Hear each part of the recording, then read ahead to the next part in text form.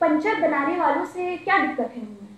क्योंकि आप चाय वाले का तो बैच ऑफ ऑनर लेके घूमते हैं, तो पंचर बनाने वालों से ऐसी क्या नफरत है कि उनको वो पंचर बनाने वाले पर गाली की तरह यूज कर दिया गया? बहुत इज्जत का काम है। और दूसरा सवाल ये कि अगर आप ये कहते हैं कि पंचर बनाने वाला, सिर्फ आपने एक फाइनेंशियल कंडीशन को ये एक वर्ड इसलिए यूज किया गया है ताकि आप ये दिखा सके कि वो कितने हाशिए पर हैं, तो इसका जिम्मेदार कौन है? आप तो प्रधानमंत्री हैं, आप बताइए कौन है इसका जिम्मेदार? आपने मौलाना आजाद जैसी फेलोशिप हमसे छीन ली, आपने हमारे कैंपस में मुझ जैसे स्टूडेंट गुलिफ्शा फातिमा को 5 साल हो गए, कौन नहीं आने दे रहा है उसको अंदर? कौन वक्फ बिल जो कि एक्ट बन चुका है, कौन ऐसे एक्ट्स ला रहा है? कौन ला रहा है? आप ही है ना पावर में, कौन जवाब देगा इसकी? आप हमारे घर तोड़ दे रहे हैं, आप घेटोज में जाते हैं, मैं घेटो से आती हूँ, आप ओखला की कंडीशन देखिए, आप वहाँ के रोड देखिए, वहाँ का पानी का हाल देखिए, आप उन समाज में जहाँ पे जहाँ पे दलित्स को, मुस्लिम्स को, ट्राइबल कम्युनिटी को हाशियों पर रख दिया जाता है, उनको ऐसे घेटों में बंद कर दिया जाता है। वहां से जब कोई पढ़ने के लिए अपना वो पार्ट ऑफ सोसाइटी छोड़ के कोई बाहर निकलता है, मैं ओखला से रोज ट्रैवल करती थी करमपुरा की तरफ, 2 घंटे लगते थे, मैं फिर भी निकलती थी। सलाम साथियों, मेरा नाम मुंतशा है, जैसा भी उत्तरा ने बताया। मैं आयशा की एक्टिविस्ट हूँ। पहले तो ये कि जो हम इस वक्त देख रहे हैं ये कोई अचानक से होने वाली घटनाएं नहीं है या कुछ इत्तेफाक से नहीं हो रहा है, ये एक बहुत स्ट्रक्चरल, बहुत एक क्लियर पैटर्न के साथ हो रहा है, एक टारगेशन के साथ हो रहा है, बहुत विजिबल है कि किसके अगेंस्ट हो रहा है। मुझे 21 मार्च को एयूडी से निकाल दिया गया, सस्पेंड कर दिया गया एक पूरे सेमेस्टर के लिए। एयूडी के सभी कैंपस से ये बात कर दिया गया। क्यों किया गया? इसलिए क्योंकि मैंने एक 26 जनवरी को एयूडी वीसी ने एक स्पीच की थी, जिसका मैंने क्रिटिसिज्म लिख के एयूडी ईमेल चेन पर डाला। उन्होंने अपनी स्पीच में एयूडी वीसी ने कुछ बहुत प्रॉब्लमैटिक बातें की थी। उसमें एक बात ये थी कि अंबेडकर का जो स्टेचर है वो मिनिएचराइज किया है दलित कम्युनिटी ने, कोट एंड कोट उनकी कम्युनिटी के लोगों ने। और उन्होंने ये कहा एयूडी वीसी ने कि जो राम जन्मभूमि है वो एक 525 साल से चलता हुआ मुद्दा है और कैसे फाइनली राम मंदिर का गठन होता है, और ये वो बात 26 जनवरी की स्पीच में कर रहे हैं। इसके बाद वो ये भी कहती हैं, एक बेतुकासा कमेंट पास करती हैं कि क्रिश्चियनिटी का ओरिजिन इंडिया से होता है। इन सब के अगेंस्ट, इन सब की बातों को उठाते हुए, इन सबको हाईलाइट करते हुए मैंने एक स्टेटमेंट लिखी। मैंने उस स्टेटमेंट में सारे पॉइंट हाईलाइट किए कि कैसे ना सिर्फ ये कास्टिस्ट है, कम्युनल है, बल्कि ए हिस्टोरिकल है। और आप ऐसी स्पीच में क्यों उस समाज से आने वाले सबसे हाशिए पर लोगों को टारगेट करते हुए अपनी स्पीच देती हैं? क्यों सिर्फ आप मुस्लिम्स, क्यों सिर्फ आप दलित, क्यों सिर्फ आप क्रिश्चियनिटी को टारगेट करते हुए अपनी स्पीच देते हैं? इन सबको लिखते हुए मैंने एक ये ईमेल लिखा, उसको स्टूडेंट ईमेल चेन पर डाला। मुझे 17 फरवरी को एक शोकॉस नोटिस मिलता है। 17 फरवरी एयूडी में इलेक्शन का वक्त था। एयूडी में इलेक्शन आए हैं लगभग 6 साल बाद, वो भी तब जब बीजेपी पावर में आई है, उससे पहले नहीं थे। इलेक्शंस के लिए हमने बहुत लंबी लड़ाई लड़ी है। मैं पिछले 5 साल से एयूडी में हूँ और पहले दिन से, जब से मैं एक्टिविज्म कर रही हूँ, अपने पहले दिन के कॉलेज से, तब से ये आवाज़ उठा रही हूँ। तब से हम सभी लेफ्ट आवाज़ें कैंपस पर ये मुद्दा उठा रहे हैं कि कैंपस में इलेक्शन होना चाहिए, एयूडी में इलेक्शन होना चाहिए। और हुआ तब जब बीजेपी पावर में आई।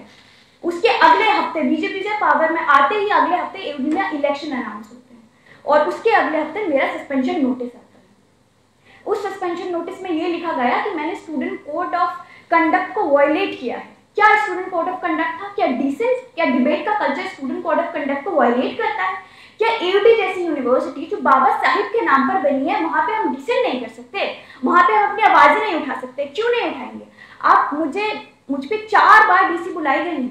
21 मार्च से 4 अप्रैल तक 4 बार डीसी बुलाई गई है और डिसिप्लिनरी कमेटी सिर्फ मुझे नहीं बुलाया गया, मेरे माँ बाप को कॉल किए जाते थे, मेरे घर पे फिजिकल कॉपीज भिजवाई जाती थी।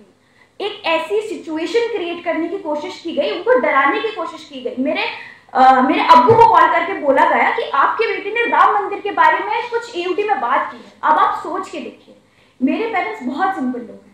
आप उनसे कह रहे हैं कि एक मुस्लिम महिला ने, जो इस समय समाज के सबसे हाशिए पर होते हैं वो लोग, उन्होंने अपने कैंपस में ऐसी बातें की हैं, वो भी इस समय जब बीजेपी पावर में है। इन सब के बावजूद मैं डीसी में जाती थी। मुझे 4 बारी डीसी में बुलाया गया, मैं 2 बारी डीसी में गई। मुझसे हमेशा बहुत उल्टे सीधे बेवकूफ़ाने सवाल पूछे गए, मैंने सभी के जवाब दिए। मुझसे बार बार बोला गया कि आपने हेड ऑफ द इंस्टीट्यूशन पर ऐसे कमेंट क्यों किए। तो मैं भी तो ये पूछना चाहती हूँ कि हेड ऑफ द इंस्टीट्यूशन ने हमारे ऊपर उन सभी स्टूडेंट्स को क्यों नहीं देखा जो इस यूनिवर्सिटी का बराबर का हिस्सा है। उनके ऊपर आप कुछ भी कमेंट कर देंगे और आप ये समझ लेंगे कि हम अपनी आवाज़ें नहीं उठाएंगे। हम बाबा साहेब के नाम के अंदर पढ़ते हैं, हमारा पूरा हक है अपनी आवाज़ उठाने का, और हमने उठाई। 17 फरवरी के शोकोस के बाद मुझे जब पहले डीसी में बुलाया गया, ये सारी बातचीत हुई, मुझसे पहले डीसी में बोला गया कि आप मेरे सारे सवाल जवाब किए गए। उसके बाद बोला गया कि अब आप इस ऑफिस से तब निकल कर जाएं जब आप एक अपॉलॉजी लेटर दे देंगे। वो सारे ऑफिसर्स चले गए, मुझे एडमिनिस्ट्रेशन के कुछ लोगों के बीच में बिठाकर मैंने अपॉलॉजी लेटर तो नहीं लिखा, क्योंकि मैं कोई सावरकर के वंशज से नहीं हूँ, ना सावरकर के आइडियोलॉजीज फॉलो करने वाले हैं। हम बाबा साहब के आइडियोलॉजी फॉलो करने वाले उनके नाम के अंडर पड़ते हैं। मैंने रिस्पॉन्स लेटर लिखा और उसमें मैंने लिखा कि मुझे क्यों लगता है कि जो इंक्वायरी है मेरे ऊपर, ये बहुत सारे रूल्स एंड रेगुलेशन के खिलाफ फैल गई है।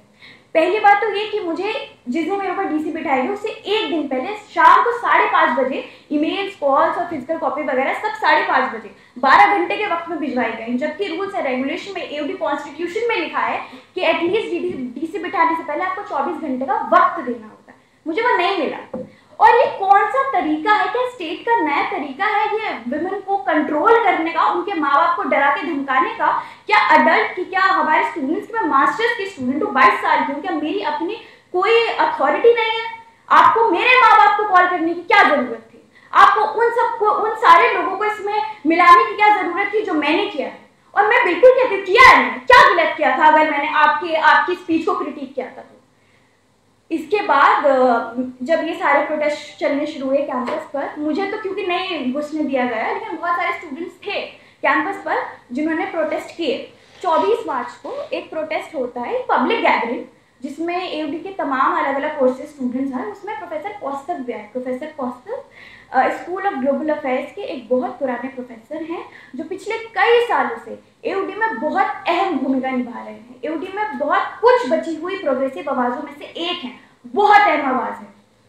उन्होंने आकर एक 20-30 मिनट की स्पीच दी, जिसमें उन्होंने ये कहा कि कैसे स्टूडेंट मूवमेंट का होना ज़रूरी है, कि कैसे जो अभी के समय पर स्टूडेंट्स के ऊपर क्रैकडाउन आया है, स्टूडेंट पॉलिटिक्स के ऊपर क्रैकडाउन हुआ है, वो कैसे गलत है। उन्होंने मेरा सपोर्ट किया, साथ साथ में उन्होंने उन स्टूडेंट्स का भी सपोर्ट किया जो पिछले महीने 8 BAGS के स्टूडेंट्स को सस्पेंड कर दिया गया। एक महीना पहले, लास्ट वाला जो महीना है, उसमें एओडी से 17 सस्पेंशंस हुए हैं।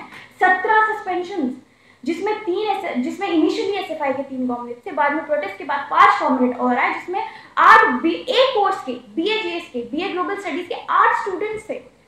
वो भी तब जब डिसिप्लिनरी कमेटी के सजेशन के खिलाफ जाकर उनको सस्पेंड किया गया।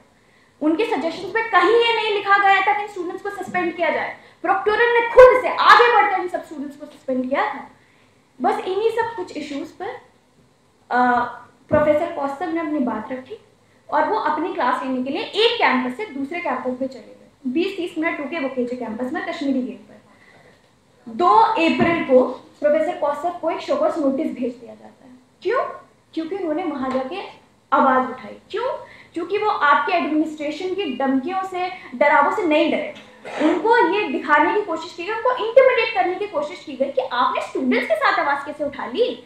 स्टूडेंट्स के साथ जो हो रहा है होगा। और फैकल्टी प्रोफेसर कौस्तभ, मैं हाईलाइट करना चाहती हूँ, प्रोफेसर कौस्तभ पहले प्रोफेसर नहीं है जिनके ऊपर ये क्रैकडाउन हुआ है। उनसे पहले प्रोफेसर सलीम मिश्रा, जिनकी मैं स्टूडेंट थी, प्रोफेसर अस्मिता काबरा, लास्ट ईयर उनको इलीगली टर्मिनेट कर दिया गया कॉलेज से। क्यों? बहुत ही फेक, बहुत ही कुछ बेवकूफ़ाने ग्राउंड्स पर उनको निकाल दिया गया, जिनके खिलाफ हमने प्रोटेस्ट किया। और जिन प्रोटेस्ट में मैं भी एक थी, जिस प्रोटेस्ट का हिस्सा मैं थी, हमको हमारे गेट से, हमको हमारी यूनिवर्सिटी के गेट से डिटेन किया गया जानवरों की तरह।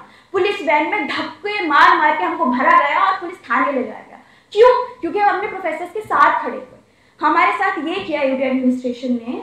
और जब प्रोफेसर हमारे साथ आए तो उनके साथ भी ये करने की कोशिश की गई, उनको शोकॉज भेजने की कोशिश की गई। फिर 4 अप्रैल को मेरा सस्पेंशन रिवोक होता है। और ये सस्पेंशन रिवोक इसलिए नहीं हुआ था क्योंकि मैं कोर्ट गई थी। मैं कोर्ट नहीं जा पाई क्योंकि उससे पहले ही एक पॉलिटिकल स्ट्रगल के थ्रू एडमिनिस्ट्रेशन के ऊपर ये दबाव बनाया गया कि देखिए, यूनिवर्सिटी खोखली दीवारों का नाम नहीं है। यूनिवर्सिटी वो एक लिविंग हिस्ट्री है स्टूडेंट्स मूवमेंट का, जो हम आज भी जीते हैं और हर उस वक्त तक जिएंगे जब तक एयूटी, जामिया, जेएनयू जैसी यूनिवर्सिटीज देश में हैं। और मेरा सस्पेंशन रिवोक हुआ। एयूटी की हिस्ट्री में जब से एयूटी बना है पहली बार एक सिट-इन का कॉल दिया गया, इंडेफिनाइट सिट-इन का कॉल दिया गया। एयूटी एक डे स्कॉलर यूनिवर्सिटी है। आप सुबह में आते हैं, रात के 8 बजे एयूटी में ताला लग जाता था, 8 बजे तक लेकिन स्टूडेंट्स कैंपस में आके लाइब्रेरी में पढ़ते थे। अब का आप माहौल देखिए, 21 मार्च को जब मेरा सस्पेंशन आया था उसके बाद से 6 बजे कैंपस में सारी मोबिलिटी बंद, ना कैंपस के कोई अंदर जाएगा ना कैंपस के कोई बाहर आएगा। जो स्टूडेंट्स इंडेफिनाइट सिटिंग पे अंदर बैठे थे उनमें बहुत सारी महिला कॉमनर्स थी, महिला साथी थे जिनको मेंस्ट्रुअल प्रोडक्ट्स की जरूरत पड़ी, जिनको दवाइयों की जरूरत पड़ी, नहीं ले जाने दिया अंदर। 6 बजे के बाद खाना नहीं ले जाने दिया अंदर। क्यों? आपके स्टूडेंट से इतना डरते हैं, आप हमारी आवाजों से इतना डरते हैं कि हम आपको भूखा रखेंगे। गद्दे नहीं ले जाने दिए अंदर। जो स्टूडेंट अंदर मेरे लिए प्रोटेस्ट कर रहे थे, कैंपस डेमोक्रेसी के लिए प्रोटेस्ट कर रहे थे, वो पतली चादरों पर सोए हैं, मक्खी मच्छरों के बीच में सोए हैं। एक कॉमरेड की आंख में एलर्जी हो गई, वो उस दिन के बाद से अभी तक कैंपस में नहीं घुस पाए अपनी एलर्जी की वजह से। कौन देगा इन सब बातों का जवाब? आप देंगे, एयूडी वीसी देंगे, एयूडी एडमिनिस्ट्रेशन देगा या स्टेट देगा जो कंट्रोल करने की कोशिश कर रहा है हमारी हर यूनिवर्सिटी को, हमारी हर प्रोग्रेसिव सोच को। इन सब के बावजूद, इन सब के बीच में अभी हमने ये देखा कि एक प्रोटेस्ट होता है हमारे कैंपस पर, क्योंकि एसएफआई के हमारे 3 साथियों को निकाल दिया गया था। उनके सपोर्ट में एक नया प्रोटेस्ट होता है जिसमें नॉन कॉमन स्टूडेंट्स भी आते हैं, जिसमें एसएफआई के बहुत सारे कॉमरेड्स थे, जिसमें एयूडी एडमिनिस्ट्रेशन ने बहुत ही बर्बरता दिखाते हुए गार्ड्स के दम पर इन स्टूडेंट्स को बहुत बुरी तरीके से मैन हैंडलिंग की गई। उनके साथ एक महिला कॉमरेड के कपड़े फाड़े। और ये सब तब हो रहा है जब एयूडी एडमिनिस्ट्रेशन में इलेक्शंस हो चुके हैं, जब वहाँ पर एक इलेक्टेड काउंसिल आ चुकी है। और ये भी बताना यहाँ पे इम्पोर्टेंट है कि एयूडी में इलेक्टेड काउंसिल आई है, यूनियन नहीं आई है। जो 6 साल बाद इलेक्शन हुए हैं ये काउंसिल के हुए हैं, यूनियन के नहीं हुए हैं, क्योंकि काउंसिल एक बहुत डिसेंट्रलाइज्ड बॉडी है। आपकी पावर बहुत जगह बट जाती है। आपके पास कोई प्रेसिडेंट नहीं है, आपके पास कोई वाइस प्रेसिडेंट नहीं है, आपके पास गुठों में बटी हुई पावर है जिसको हम बहुत मुश्किलों से एक जगह लगा पाते हैं। लेकिन फिर भी लेफ्ट यूनिटी के दम पे हमने बहुत कुछ किया है अपनी यूनिवर्सिटीज में, आगे भी कर रहे हैं। लेकिन जो एक क्रैकडाउन हुआ था बहुत बड़ा क्रैकडाउन है। इन सबके साथ देखते हैं हम कि जो 17 स्टूडेंट्स एयूडी में सस्पेंड हुए थे लास्ट महीने में, वैसे ही 17 स्टूडेंट जामिया में भी सस्पेंड हुए थे। और वो ये जो क्रैकडाउन है सिर्फ एक यूनिवर्सिटी पे नहीं है, पूरे इंडिया की जितनी भी तमाम पब्लिक यूनिवर्सिटी उन सभी पर क्रैकडाउन है। और लास्ट में मैं अभी, क्योंकि मुझे लगता है टाइम हो गया है, एक चीज़ बहुत इंपॉर्टेंट पॉइंट आउट करना चाहती हूँ। अभी रिसेंटली प्राइम मिनिस्टर मोदी ने ये कहा कि जो मुस्लिम कम्युनिटी है वो पंचर बनाने वालों तक रह गई है ना, ये कहा उन्होंने। तो मैं कुछ प्रधानमंत्री से एक मुस्लिम स्टूडेंट होने के नाते कुछ सवाल करना चाहती हूँ। पहला तो ये है कि आप पंचर बनाने वालों से क्या दिक्कत है उनमें, क्योंकि आप चाय वाले का तो बैच ऑफ ऑनर लेके घूमते हैं, तो पंचर बनाने वालों से ऐसी क्या नफरत है कि उनको वो पंचर बनाने वाले पर गाली की तरह यूज कर दिया गया? बहुत इज्जत का काम है। और दूसरा सवाल ये कि अगर आप ये कहते हैं कि पंचर बनाने वाला, सिर्फ आपने एक फाइनेंशियल कंडीशन को ये एक वर्ड इसलिए यूज किया गया है ताकि आप ये दिखा सके कि वो कितने हाशिए पर हैं। तो इसका जिम्मेदार कौन है? आप तो प्रधानमंत्री हैं, आप बताइए कौन है इसका जिम्मेदार? आपने मौलाना आजाद जैसी फेलोशिप हमसे छीन ली, आपने हमारे कैंपस में मुझ जैसे स्टूडेंट गुलिफ्शा फातिमा को 5 साल हो गए, कौन नहीं आने दे रहा है उसको अंदर? कौन नहीं आने दे रहा है स्टूडेंट, हम जैसे स्टूडेंट्स को कैंपस के अंदर? कौन छीन रहा है हमारे पढ़ाई के अधिकार? कौन वक्फ बिल जो आपकी एक्ट बन चुका है, कौन ऐसे एक्ट्स ला रहा है? कौन ला रहा है? आप ही है ना पावर में, कौन जवाब देगा इसकी? आप हमारे घर तोड़ दे रहे हैं, आप घेटोज में जाते हैं। मैं घेटो से आती हूँ, आप ओखला की कंडीशन देखिए, आप वहाँ के रोड देखिए, वहाँ का पानी का हाल देखिए।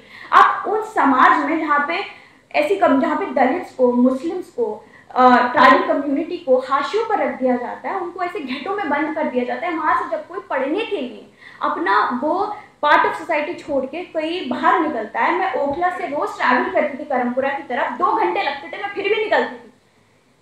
लेकिन फिर आपने मेरे साथ ये किया, क्यों? क्योंकि आपको एक एग्जाम्पल सेट करना था। क्यों? क्योंकि आपको ये एग्जाम्पल सेट करना था कि बीजेपी में पावर के आने के बाद एक मुस्लिम महिला जो एक्टिविज्म करती है उसके साथ ये होगा।